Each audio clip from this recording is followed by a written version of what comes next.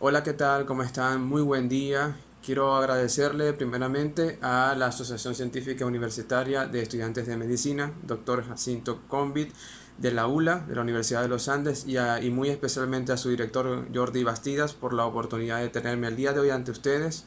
Mis más profundos agradecimientos y que continúe el trabajo en pro de los derechos humanos.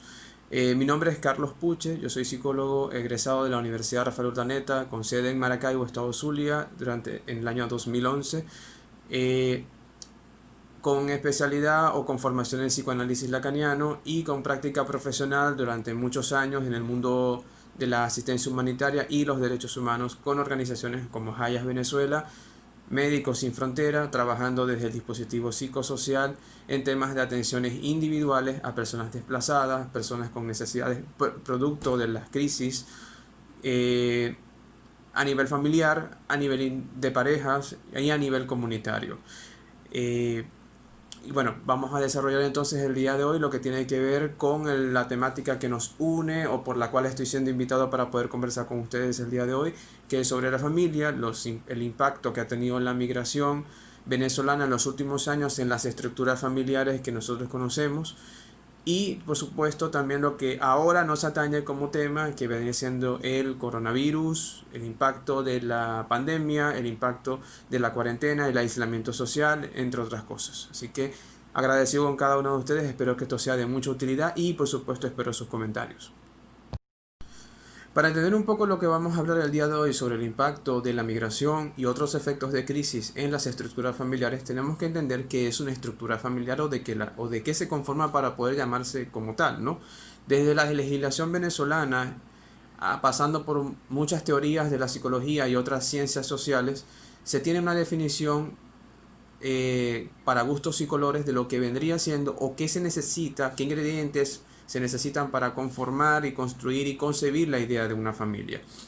En términos generales podemos simplemente asumir que la familia es un espacio, es un conglomerado de personas que debido a un proyecto en común de vida han decidido unirse y en donde cada uno de ellos representa dentro de ese lugar un rol importante que asume y que define muchas cosas de sí mismo. Entonces, digamos que la familia como una construcción de la sociedad en general, de la sociedad, de la especie humana, vendría siendo ese primer espacio primordial desde su presencia hasta su ausencia, que define ciertas características del lugar y representación para cada persona que la conforma. Es decir, es una estructura vital, repito, desde su presencia o su ausencia, la cual nos define como sujetos sociales que somos. Cuando digo presencia o ausencia es porque debido a muchos efectos actuales existen uno, dos, tres miembros de la familia que al concebir una nueva generación, que es una de las metas de la familia, que es prolongar la generación hacia el futuro, de repente hay ausencias. Es muy común que en la familia venezolana, Alejandro Moreno, en su extensa teoría de una familia matricentrada, las mujeres son las que quedan en el hogar a cargo de los niños y a cargo de esta idea o proyecto de vida en conjunto, mientras que la figura masculina o los hombres deciden abandonarla, pero queda una figura ausente. Esa figura ausente está dentro de esta familia monoparental que se le conoce como tal y tiene un lugar en particular, un rol que asume desde la ausencia y que determina gran parte de, por ejemplo, lo que los niños que van creciendo van experimentando. Entonces estamos hablando de que todas las estructuras familiares tienen un rol, tienen una estructura, responden a algo, son un lugar primordial para las nuevas generaciones que vienen, para los proyectos de vida, para la sociedad en general, y no hay una u otra familia que pueda llamarse mala o disfuncional.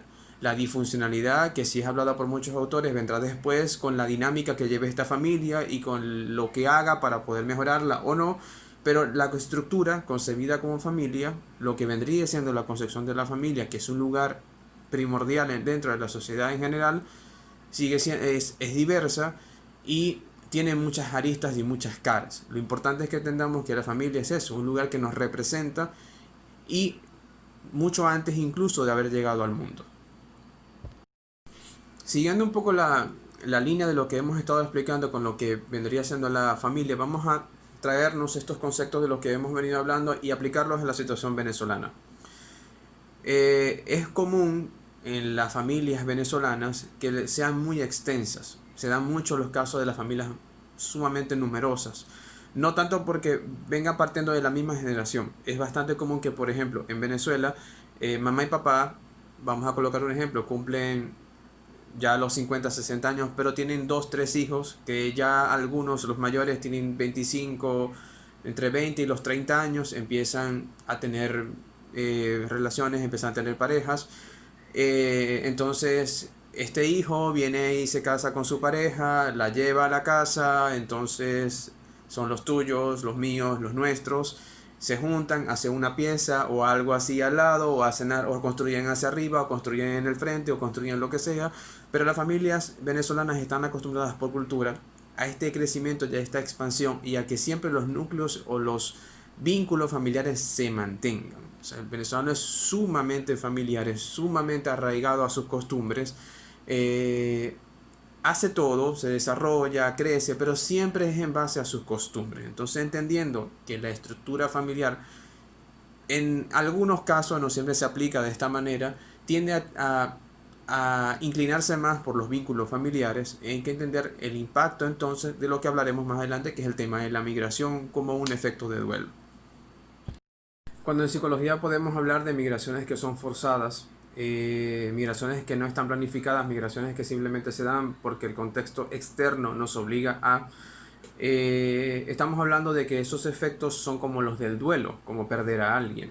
Cuando vemos que un miembro de la familia que siempre estaba arraigado y que su principal idea era quedarse, establecerse, por este empuje social y cultural de la estructura familiar que ya hemos venido analizando, cuando hay algo externo que viene a romper con esa costumbre y a cambiar de planes y que la persona deba irse la mayoría de las veces contra su real oportunidad o voluntad sobre las cosas, estamos hablando de que la persona tiene que enfrentar un duelo en donde se vive un montón de cosas, desde cosas muy pequeñas y que pueden parecer insignificantes, como por ejemplo la gastronomía venezolana en comparación con las demás, las costumbres, las calles, el saber qué transporte público tomar para ir a tal parte, el saber que si te llegas a quedar en una parte sabes cómo de repente poder moverte a otra porque conoces tu espacio, desde eso hasta por supuesto las estructuras familiares tradicionales que se pierden en todo esto. Entonces, entendamos que cuando la migración, y esto es un análisis que deberán hacer cada uno de ustedes desde su espacio, analizar si realmente la migración venezolana es una migración forzada o es una migración voluntaria. Es decir, voluntaria es que yo, por elementos propios de avance en mi carrera, en mi vida personal, decido irme a otro país. Cuando es forzada es cuando hay algo externo que me obliga a tomar la decisión de poder irme. El análisis lo pueden hacer cada uno de ustedes. Pero si estamos en Venezuela hablando entonces de un efecto de una migración forzada, hablamos de que miles de venezolanos actualmente viven un proceso de duelo.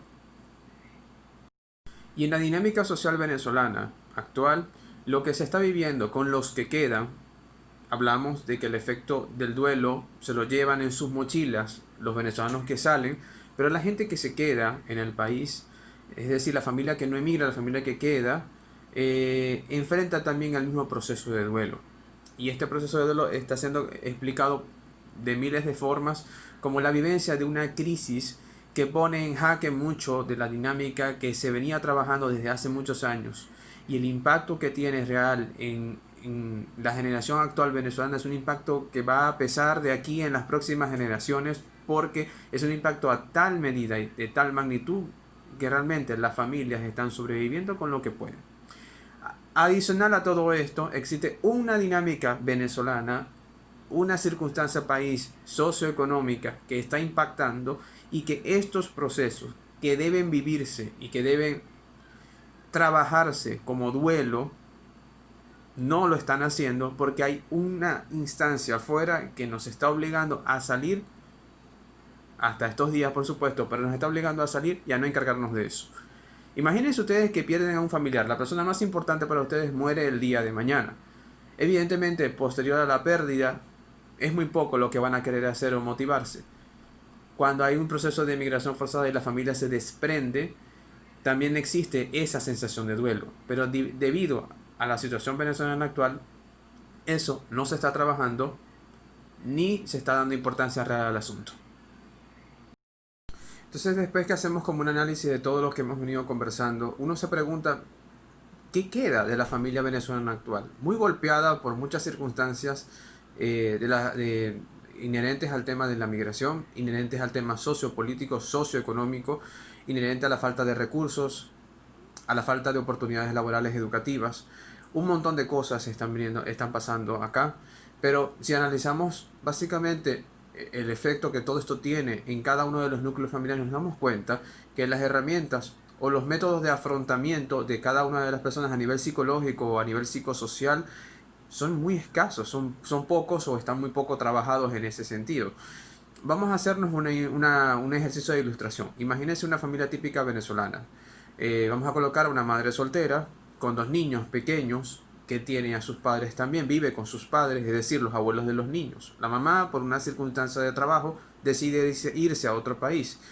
Ahí vemos el ejemplo de lo primero que sucede. El primer golpe a la estructura familiar que esa familia, ese proyecto de familia que ha venido sosteniéndose, es el efecto de la migración. Ese golpe que viene a decirle a los niños que por alguna razón que quizás ellos internamente no comprenden del todo, su mamá los deja en compañía de sus abuelos. Los abuelos quizás debido a la edad y algunos problemas físicos o fisiológicos no tienen la misma agilidad que una madre que tiene 30, 35, 40 años para criar a sus niños.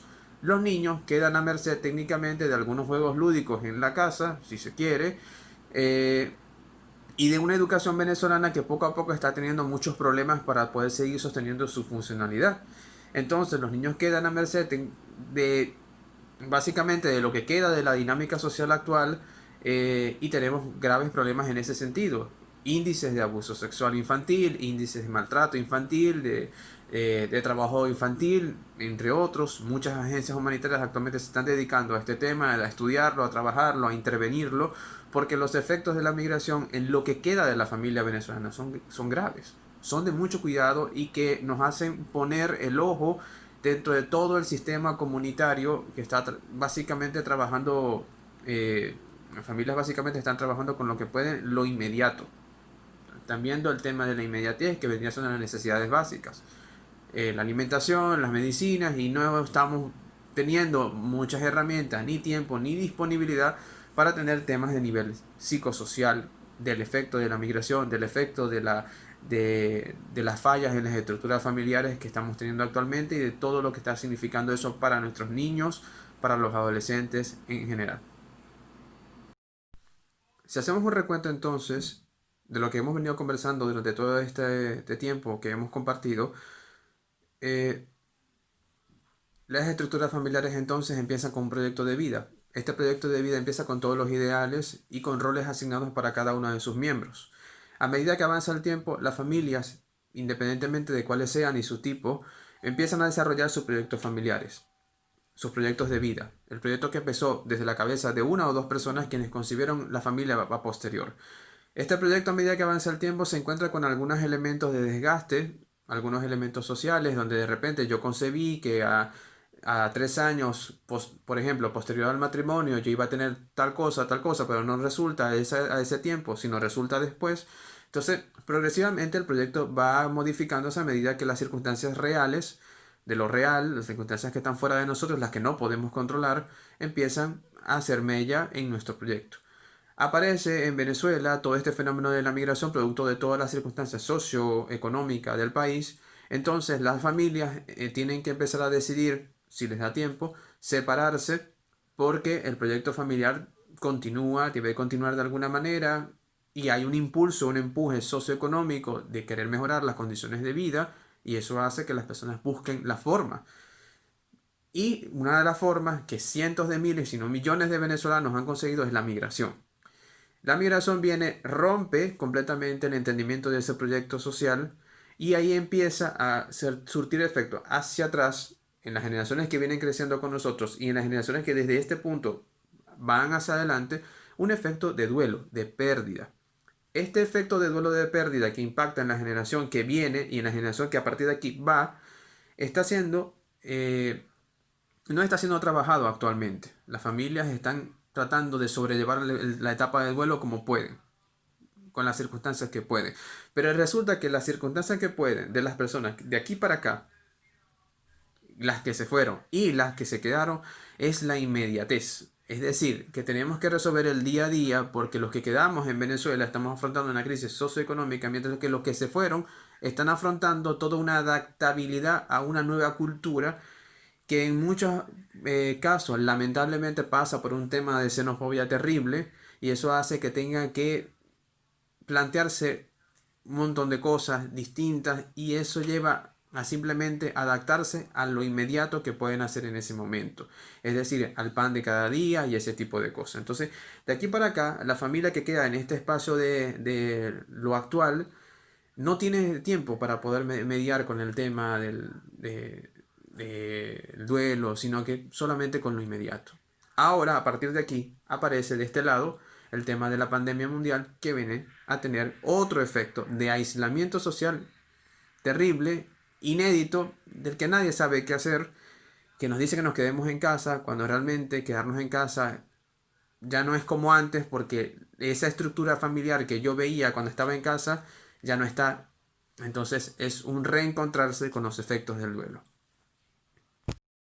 Ahora no solamente tenemos que entender el tema de la migración como un efecto de duelo, como lo hemos venido nosotros conversando, sino que además tenemos que entender que existe un nuevo aislamiento social que nos pide a todos que nos quedemos en casa, y no solamente que nos quedemos en casa, sino que la interacción social sea mínima en ese sentido. O sea, no hay interacción social, o al menos no está la interacción social que hemos utilizado los venezolanos y el mundo, las sociedades mundiales durante básicamente nuestra existencia, y que ella ha ido evolucionando, ¿no? Sabemos que la inclusión, por ejemplo, de las redes sociales ha tenido un gran impacto dentro de nuestro desenvolvimiento social, eso es muy obvio. De repente quizás no nos familiarizamos ni hacemos relaciones sociales como antes, porque ahora existen las redes sociales, que no es necesario que yo vaya a un café a sentarme con un amigo, sino que puedo abrir la pantalla y puedo comunicarme con él. Y eso ha reemplazado mucho de nuestra interacción social, pero la pandemia, como un elemento de no escogencia, como algo que está afuera, que viene a nosotros a forzarnos algo, nos está colocando ahora en aislamiento social. Cada quien en su casa, cada quien desde su espacio, no está permitido ni el apretón de manos, ni un abrazo, ni besitos en la mejilla. Ahora es todo sintético, todo con distancia. Y esto viene a representarnos lo que hemos venido nosotros conversando, una suma más de golpes y de circunstancias que vienen a estremecer un poco nuestras estructuras particulares. Por ejemplo, tenemos entonces todo este caso de la migración, que lo hemos trabajado como un duelo, que está trabajada como un duelo, como una separación. El nuevo aislamiento social producto del coronavirus viene a representar un aislamiento social que también nos deja en una circunstancia de estar separados más de la cuenta. Es decir, es un efecto tras otro. Ahora la pregunta viene a ser es, ¿qué podemos hacer? ¿Qué hacer en estas circunstancias? ¿Qué recomendaciones dar? Miren, las circunstancias nos han agarrado a todos, incluyendo a los profesionales de la salud y de la psicología, con una gran pregunta. ¿Y ahora qué podemos hacer? ¿Qué se puede hacer en estas circunstancias para mejorar un poco la condición actual de las familias venezolanas? ¿Qué propuestas tenemos? ¿Qué circunstancias podemos trabajar? ¿Cómo podemos hacer? Eh, y realmente hay varios temas que pueden ser tocados. Esto es un tema muy extenso. Por eso voy a dejar espacio a las preguntas en general que ustedes pueden llegar a hacer para no ocupar tanto espacio. Pero voy a simplemente así, voy a tratar de como de simplificar lo que pudiésemos hacer primariamente, y luego de ahí podemos desarrollar otras cosas. Pero sin duda es una pregunta importantísima que nos estamos respondiendo, por ejemplo, los psicólogos o los trabajadores o la parte de trabajo de las ciencias sociales, sobre los efectos que esto tiene, que son desconocidos para todos, ¿no? Gran parte de las generaciones mundiales, la generación actual, la que vive actualmente en el mundo, nunca ha vivido una circunstancia de pandemia, así que es una situación que a todos nos agarra desprevenidos. Entonces, seguramente habrán algunas preguntas, pero vamos a hacer como un pequeño recuento de lo que pudiésemos hacer y lo que pudiésemos entender de las circunstancias eh, relacionadas a la pandemia y a los efectos de la migración. Un primer paso que es muy importante no solamente venía siendo el tema de la aceptación, sino también el tema de la comprensión. Aceptar y entender y comprender realmente a nivel interno y a nivel individual, también a nivel familiar, que las circunstancias nos están limitando. Limita nuestra capacidad de productividad laboral, limita nuestra capacidad de aprendizaje, limita nuestros, digamos, nuestros espacios para la recreación, para el esparcimiento, limita el crecimiento educativo y el desenvolvimiento social de los niños. Y es algo que no podemos controlar, que las circunstancias nos lo presentan y que están ahí y que no podemos hacer más nada por ahora que regirnos a un sistema que mientras que vamos tratando de ver cómo hacer para adaptarnos y continuar o construir una manera distinta, porque mucha gente dice, ¿cómo hacemos para volver a la normalidad de antes? Habrá que preguntarse si realmente la opción es volver a la normalidad que teníamos antes o construir algo nuevo. Porque el coronavirus llegó, pero no llegó para quedarse 2 o 3 meses. Llegó y se está expandiendo y cada vez más, por ejemplo en Venezuela hay más casos.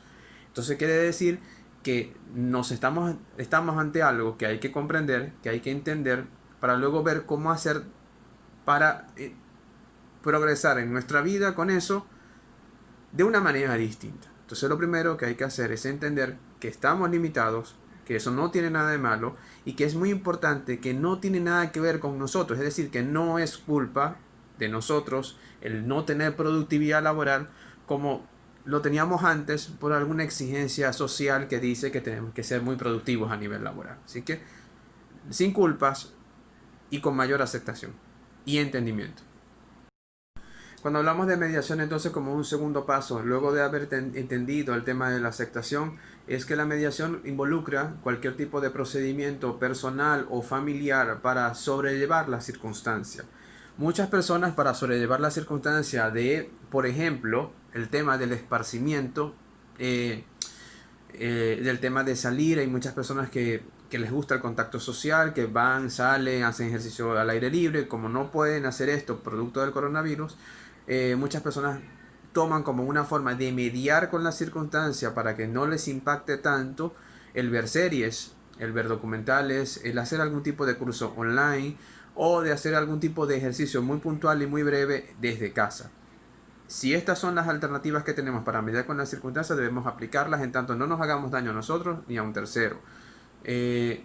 Y todo esto tiene que pasar por entender cuáles son las medidas de protección del coronavirus y de toda la situación de la pandemia. Entonces, cualquier circunstancia que nos ayude a mediar con lo que estamos viviendo es bienvenida y debe hacerse. Las personas que se apoyan, por ejemplo, en la religión y o en algún tipo de ejercicio como el yoga, si esto le funciona para mediar con las circunstancias y reducir la ansiedad y la angustia que produce todo el no saber sobre esto, bienvenida sea la forma de mediación. Y como última parte, las nociones que podemos utilizar en estos casos son precisamente aquellas opciones de afrontamiento que tenemos a la mano o a disposición. A diferencia de la mediación, cuando hablamos de afrontamiento es cuando ya en nosotros existen sentimientos, sensaciones, pensamientos, percepciones o conductas que podemos de alguna forma identificar que están siendo muy afectadas por lo que estamos viviendo. O sea, cuando ya nos sentimos muy tristes, sentimos que no tenemos, que no tenemos como mucha fortaleza para continuar, que no hay como ánimos, que se ha vuelto muy difícil por nuestra cuenta o por nuestras formas de mediación ir llevando las circunstancias de crisis, pues entonces hay que ir hacia donde es un profesional en el área o hacia otro tipo de medidas un poco más contundentes para ir trabajando estas cosas que nos van afectando, ¿no? Es importante con este punto reconocer y darle respeto y valor a nuestras emociones, nuestros pensamientos, lo que queramos o no queramos hacer, las perspectivas a futuro, todo eso. Es importante que les demos el valor y la importancia que tienen para que podamos asumir, porque el primer paso dentro de este paso, de este proceso de afrontamiento, es entender que, bueno, es muy normal y es muy natural sentirnos muy afectados por todo lo que nos pasa. Y si hay algo que realmente no podemos mediar por nuestra cuenta, tenemos que buscar las opciones y las formas de afrontarlo. Y para eso hay profesionales en el área que pueden ayudar un poco a trabajar ciertos procesos para que esto podamos irlo caminando de una manera quizás un poco más funcional, entendiendo pues toda la complejidad que involucra la situación actual. Y ya por último es importante que todos podamos comprender que nuestras emociones merecen respeto y que los efectos que se tienen a nivel familiar o a nivel individual o como sociedad, producto de todo el tema de migración, producto del tema del COVID, de cualquier crisis que se nos presente en la vida, recordando que las crisis son todos aquellos eventos en donde nosotros podemos sentir que perdemos el control, perdón, producto de una circunstancia ajena a nosotros. Entendiendo que esto es así y entendiendo que esta situación no las esperábamos y que nos afecta, tenemos que darle el mayor respeto a nuestras emociones, sea cual sea.